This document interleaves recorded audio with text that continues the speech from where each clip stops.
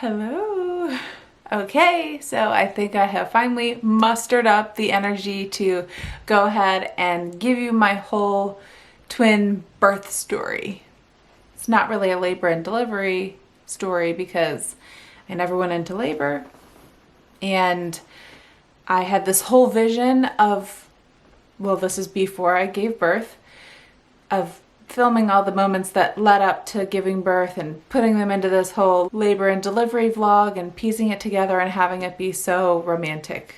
And never did I ever expect that the night I went into the hospital would be the night that I would give birth. I really didn't expect it. So let's go ahead, get into how things went down with these twins. So I had been showing some signs during my third trimester, even my second trimester, of preeclampsia. It's the whole thing.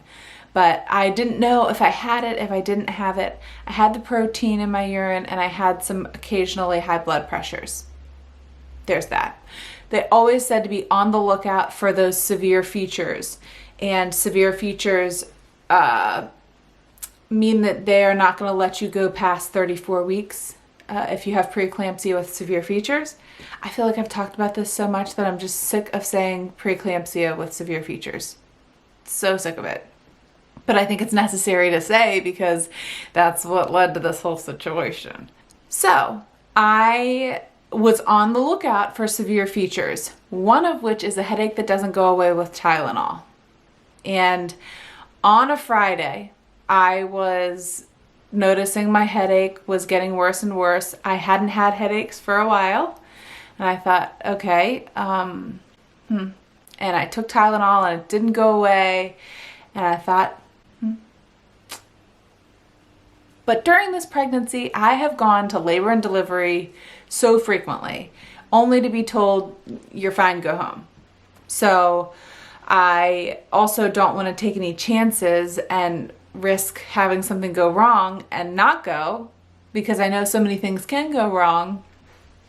Anyway, this Friday we decided to go to labor and delivery to get checked out for this headache that wasn't going away with Tylenol and see how my blood pressure was. He sent me home and said, if it gets worse or it continues, let me know, come back. But right now, we're just going to keep an eye on it. And so I went home, and that whole weekend, so I spent 3 days in bed with the curtains blacked out. I put trash bags up my husband put trash bags up in the windows to make sure there was no light coming into the room, because light really made my headache so much worse. And I couldn't really open my eyes. I was in so much pain, and I went Saturday, Sunday, Monday with this headache. And then Monday night, I thought, you know what? Maybe we should call, because I feel like it's not getting any better and it's kind of getting worse. And the whole time, Saturday, Sunday, and Monday, Andrew, my husband, had been taking my blood pressures, and my blood pressures were actually really good. So I didn't want to call and say, my question was, can you have preeclampsia without a high blood pressure? Like, is this severe feature a severe feature, the headache, if my blood pressure is normal? Or is it just like a pregnancy symptom? Because I know that everything in pregnancy can be weird. And so I didn't want to call, because I knew as soon as I called, they say, come in. And so I thought, after 3 days of this agonizing headache, that, okay, fine, maybe I should call. I called, and he said, yeah, we need to see you, come in. Again, annoying. Well, this was the time that they said you're not going home until you deliver these babies. So I go in, and yeah, my blood pressure was high. It was like 166 over 102. And my headache was really bad. I had protein in my urine, and I just remember so clearly sitting on that hospital bed, and the doctor came in so calmly and said, okay, Ellen, we are going to diagnose you with preeclampsia with severe features. We're going to admit you tonight, and you won't be going home until you deliver the babies. She said it so calmly, and I'm there like, huh? What? I felt a little bit confused, and so telling my husband that, he was also a little bit confused and shocked and like, what? I uploaded a video that I actually don't really remember recording because I was on magnesium at the time and it made me feel really weird and loopy. But in that video, I kind of explained what was going on, but I'll tell you now. So they told me that I was gonna abide by this preeclampsia protocol, which is they put you on a magnesium drip for 24 hours. A magnesium, kind of bottom line with magnesium, it's a muscle relaxer and it prevents you from going into full-fledged eclampsia, which is seizure. So that's their whole protocol to kind of keep things at bay. They were going to watch to see if my blood pressure would get better during that time and if my headaches could be treated by some of their headache cocktails. So that was what we were going to do. 24 hours on the magnesium, and they said since it's I need to say, I was 30 weeks pregnant at this time. On the dot, 30 weeks when I went in. Okay. This is just stressful and anxiety-inducing thinking about it. But they said the 24-hour magnesium protocol had to be in place. Fine. And then they said, since it's preeclampsia with severe features, we can't let you go beyond 34 weeks. So after that, if we have been able to treat your headaches and you're doing fine with your blood pressures, we're going to manage you in-house here up until you deliver or up until 34 weeks. So I thought, okay, I can kind of get down with that idea. It just sounded kind of like a little vacation in the hospital. Like I would just pretend it was a hotel room and hang out and make the best of it. So that's what I thought was going to happen. 24 hours on magnesium, 4 weeks in the hospital. But that's not what happened. On the magnesium, like I said, I felt a little loopy. I felt really hot. And you're bedridden for 24 hours and you're on a clear liquid diet. So you can only really have popsicles, jello, juice, black coffee, soda, water. So I wasn't really eating very much and couldn't really sleep. And you can't get up and use the bathroom. So I was using a bedpan because TMI, when they put the catheter in, I was peeing around my catheter. It didn't work for some reason. And I was like, oh no, this is disgusting. Ew. And so then I had to use a bedpan. So this 24-hour period was pretty miserable. And it was also pretty miserable because my headache was not responding to their treatment. It was just getting worse and worse and worse and worse. So I went in with about like a 6 out of 10 pain. And by the end, it was a 10 out of 10. If I could have rated it 11, I would have because it was so bad. They had to, again, close all the blinds, make sure it was really dark, and the doctors would come in and I'd be like, okay, I'm in so much pain. So kind of towards the end of the 24-hour period and when my headache wasn't getting any better, they wanted to rule out a potential cause of a headache that would have been explainable, like a stroke or some kind of a bleed or some kind of thing going on in my brain. So they did that, ruled out anything that could be causing the headache. They did an ultrasound of my eye to see how much pressure there was in my head, see if there was some explanation for the headache that way. Pretty much they were looking to rule out everything else that could have been causing this headache other than preeclampsia. Once they ruled it all out is when they came in and said, Ellen, this headache is too bad. It's a side effect of your preeclampsia and we need to deliver your babies tonight. I had no energy to be surprised because I hadn't eaten in 24 hours, hadn't slept, and I was in excruciating pain. And so I was like, okay. And they gave me the option of having a C-section or delivering vaginally. And I thought, oh my gosh, if it like inducing me. So I thought if I had to labor through this pain and labor pain, I think I might explode. So C-section, please. I needed to know there was an end in sight. And that was what my choice was because of the pain that I was in. They said, okay, we're gonna schedule you for a C-section within the hour.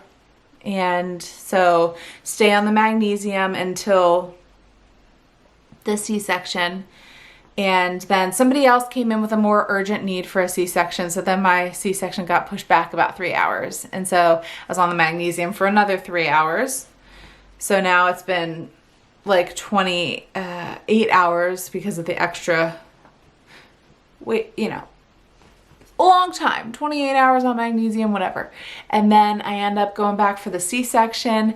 They're wheeling me back into the room and my hair is blowing in the wind. And I felt like I was in one of those first person video games where you're going through the halls and like the doors were opening as I would turn the corner, and it was so dramatic. And I just had no time to process the fact that I was about to have my babies. I was in so much pain, I couldn't even really have that excitement or that shock or emotions other than, ow. That was my only emotion, was pain. But I just remember so clearly going back into the operating room and sitting on the table thinking, oh my gosh, this is happening. This is happening. This is really happening tonight. And I can't believe it. And then they gave me the epidural. And that was a claustrophobic. I felt a little claustrophobic. Is that the right word? I felt like trapped in my own body because, that scary feeling of like not being able to feel your legs or whatever kind of was panicky. But I got over it and just told myself, people do this every day. You're fine. Okay. C-section, very routine. You're fine. So I got over it. And then as soon as the epidural was placed, though, was when my headache vanished. It was magical. I was laying on the table with the curtain above my face. At this point, my husband was able to come back into the room. Oh, and just so you know, my husband was there through this whole thing. My husband was not there through the whole thing. He was there. I came in on Monday night at 9 o'clock, and 9 o'clock the next night is when they told me I was delivering. And so overnight I slept there by myself. But then that next day, Andrew worked. He works at the hospital where I delivered. And so he worked a shift only to come to find out when he was visiting me afterwards that I was having the babies. So he was there, my parents were there, and they were all like just on standby while this was happening. And anyway, I had the epidural and my headache went away. And I'm pretty sure it was because whatever was causing me this pain, the placenta, I'm pretty sure, all the whatever was blocked. And I wasn't receiving whatever signal had been telling my brain to hurt. And so I was feeling really good. The curtain was up and I was just rolling around like, I feel so good. I don't have a headache anymore. I'm so happy. This is great. And then the babies came out of me one by one and I was like looking at them like, oh my gosh, oh my gosh, oh my God, babies. And it was this huge euphoric rush, just a total euphoric rush is the only way to explain it. And then I hear my husband over there ask the anesthesiologist, he says, is this normal? Talking about me. And then I was happy to hear the anesthesiologist's response was, oh yeah, her being overjoyed that she just had twins. Yeah, that's normal. It's like, Andrew. Anyway, it was a happy moment. And then Gabriel, baby B, he was whisked away to the NICU. And then they were able to show us Graham. They brought him over to our face, to my face and to Andrew. And they showed us him and he was like, they're like, I think we need to get him some oxygen. And I was like, oh, my baby, come on. And then they took him away. But I was so happy because 1, I wasn't pregnant anymore. 2, I didn't have a headache anymore. 3, my babies were alive and healthy, I thought. And they were, but to my knowledge, they were good. So then starts my recovery. And at this point, I'm thinking, yes, no more magnesium, I can eat. No more magnesium, I can probably sleep a whole lot better. No more magnesium. I can get up and move once the epidural wears off. But no, they said part of the preeclampsia protocol now is you have to be on it 24 hours now after your C-section. What? Yeah. So in total, I was on magnesium for 54 hours. So I couldn't eat anymore. And then that next 24-hour period, I was not able to sleep. And that was terrible because I hadn't slept since that Friday night where I had the headaches. So like no sleep because the headaches were so bad for now about 5 nights in a row of just solid being awake. And I hadn't seen my babies yet. They took me back to the recovery room and I felt so delirious. And then they told me to like try to rest in between when they would come in and check on me and take my blood pressure. And then they would leave me for about 4 hours and they say, okay, take a rest, like try to go to sleep. And it was really scary because what would happen to me is I would just see these racing visual images. It was like visual hallucinations when I would close my eyes. I was like closing my eyes, trying to sleep, but it was, my brain wouldn't turn off. And I was scared. I was like, I'm not physically capable of sleeping. I think this is true sleep deprivation. Like I'm closing my eyes. I can't physically sleep. I can't. And then like they took me in my hospital bed. Oh, and just so you know, this time, the second time through with the whole being on magnesium, the catheter worked, so I didn't have to use the bedpan, which was wonderful. So I was able to be wheeled down to see the babies and just like be like, hey, and I saw them in their incubator and sang to them. And it was really hard because I just wanted to tear them out of that thing and hold them and take all the things off of them and just hold my babies. And they were, you know, at this point on opposite ends of the NICU. And it just felt really unnatural, like against all of my instincts at the moment. Like I felt like an animal, like instincts were kicking in, like give that baby to me. And I couldn't hold it. I could barely even touch it. They were like, yeah, you can reach in and just like touch its head like this. And I felt like, oh my gosh, this is really hard. So but I got to see them. It was about 10 minutes of an interaction, 5 minutes with each baby. Then I was back.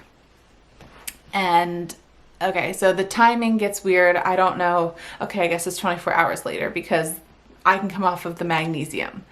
So when I come off of magnesium, I'm like really excited. I finally ate. My first meal was buttered noodles. They told me don't eat anything too complex. Like that's going to upset your stomach. So buttered noodles sounded pretty good to me. So I was able to eat. I was really looking forward to moving again and taking a shower. And they cleared me to take a shower. I was able to first get up and use the bathroom. And when I got up, I needed a person on either side of me because that muscle relaxer, the magnesium, like my knees were wobbly, very, very wobbly. And I felt like a little baby deer walking to the toilet. And when I was using the bathroom first, I just remember feeling like really woozy and I'm gonna pass out. And then I thought, no, I'm not. And I like put my head down and clenched my fists and snapped myself out of it. I have a history of passing out before and I didn't. And so then got back in bed, and a couple hours later they said I was fine to go take a shower. And my husband came in to help me and like to supervise and make sure I was good. So I was taking a shower on the shower chair. He's there helping me out, making sure I'm safe. And something happened where I was just sitting there, kind of like sitting back, and the shower was pouring down on me and it was hot water and it started beating right on my incision. And I remember feeling like, ow, this hot water is really painful on my incision. And Andrew's there. I think he was like getting my shampoo or something. He turned around and I was like, I feel like I'm going to pass out. And what happens to me when I'm about to pass out is my hearing sounds like I'm underwater. And I started feeling like that. And then next thing I know, I am flat on the shower floor, blood, and all the doctors and nurses were like in the bathroom, like above me. And Andrew's there looking like really panicked. He's like, and I'm like, what happened? And turns out he said that from the shower chair, I just went back really hard, cracked my head on the wall. It's finally healed up really beautifully now. I have no scar, but cracked my head on the wall and then just went down really hard on the shower floor, just flat. And then, of course, I went back in for another CT scan to make sure that there was no trauma to the brain, because it was a pretty big blow, and nothing. But from that fall, I think it also really set me back in terms of my C-section recovery, because if you've ever had a C-section and you know that feeling of like when you cough or when you sneeze and you brace your abdomen or your core, you're like, because it hurts so bad to like force anything up, and you protect yourself because you just want to keep everything intact. Well, when I fell, everything went limp and loose, and so it really rocked my insides, and I think that set me back in terms of my recovery a little bit. But anyway, from that moment on, took it really easy and decided to just use my wheelchair a whole lot and listen to my body if I was too tired to do something, and just don't be too much of an eager beaver to get moving again, because that was a little bit scary. Some point during that day, I was able to go back and see the boys, and up until this point, I still hadn't slept, and I was feeling really, really like terrible. Then I was able to go see the boys for a second time, and they let me hold Gabriel. And when I held Gabriel, I fell asleep for the first time. I was able to physically capable of sleeping. Up until this point, when I would close my eyes, like I said, I had all those weird visual images. Oh, and back then too, I forgot to say, they gave me Ambien to sleep, like to help me sleep. And I couldn't even sleep on the Ambien. It was like way too hard. Oh, and I'm forgetting now too, that after my C-section and they were stitching me back up, I started feeling what was happening. They gave me another shot of whatever they give you during the epidural. And I started the shaking. I'm sure a lot of people know that feeling of like just that uncontrollable, like total shakes. And so I forgot to include that earlier, but anyway, I held Gabriel and was able to sleep. And from that moment on, I was able to sleep. And then my recovery just kind of started a little bit slowly from there. Like everything happened little by little. It's not a traditional labor and delivery story, you know, where you had the baby and then you brought him home and things are good. Like I've just stayed there, so it doesn't really feel like there's been an end to the story yet, but I guess that would be where the story ends, because the babies were here and that's it. But right now they're 3 weeks old and doing okay. They're just living their little best lives, and yeah, that's what happened. So not in any way what I expected or how I expected things to go down, but that was our story. And now our plan is to have them in the NICU until their due date, is what they told us. And their due date was December 2nd, and we had them on September 25th. So in total, that'll be like about 2.5 months in the NICU. So that's where they are. That's the plan right now. I think it could always change, but I don't think I forgot anything. It was a lot to remember, but I was also not sleeping and I swear not forming new memories, so I might have left a couple things out, but I think I hit all the big points. So anyway, that's it. The boys are here and I'll be back whenever I can be. Okay. Bye.